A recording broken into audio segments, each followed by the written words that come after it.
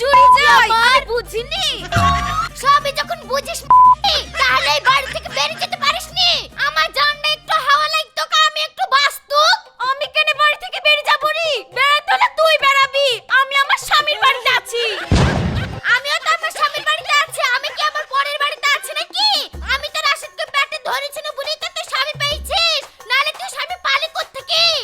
দেখছো তাহলে কি বলতে হয়? মিংসির পেটে তাত লেগেছিল, ও খেয়ে চলে গেল। তাহলে আমাদেরকে খিদে লাগেনি? একটু কাজেটা এসে যে হাতে ইল্লা দিবে তা দিল না। থাক কাজে এখানে ধামাতে ঢেকে চুনু, আগে খাবো দাবো তারপর আবার লাগবো। হ্যালো এই কি